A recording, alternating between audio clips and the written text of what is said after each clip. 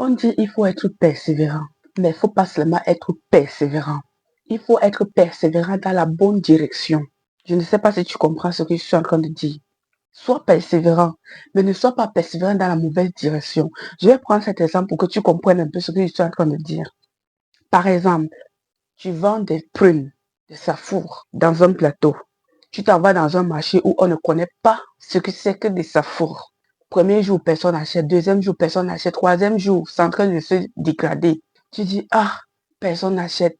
Et tu vas dire, bon, comme c'est déjà gâté, je vais encore partir avec. Je vais aller chercher d'autres et je vais partir avec. Tu es persévérant. Tu te dis être persévérant. Non, tu n'as pas réfléchi dans le bon sens. Est-ce que tu as essayé d'étudier le terrain dans lequel tu t'en vas vendre ces safours? Est-ce que tu as essayé de te poser des questions que, mais est-ce qu'on aime les safours ici? Est-ce que tu as essayé de changer de marché? Est-ce que tu as changé de direction? Tu es persévérant, oui.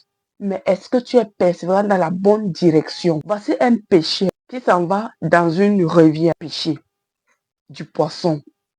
Il arrive là-bas depuis 30 minutes, 1 heure, 2 heures, 3 heures. Il a tendu sa canne à pêche. Il est là, il attend du poisson.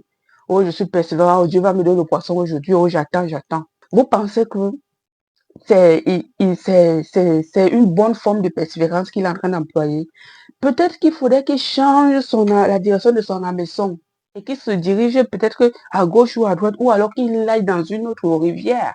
Peut-être dans cette rivière-là, il n'y a plus de poissons. Il arrive qu'il y a des rivières, qu'il n'y a plus de poissons.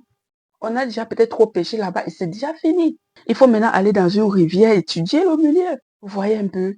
Soyons persévérants, mais sachons comment être persévérants. Soyons persévérants dans le bon sens. Je suis la lionne ambitieuse. Ici, tu es sur ma page. Autour de moi, c'est un mystère. Autour de moi, ce sont des histoires. Des histoires qui vont te donner un mindset, des histoires qui vont te fortifier, des histoires qui vont te motiver. Alors, pour ne pas manquer d'être motivé ou édifié, abonne-toi et surtout partage.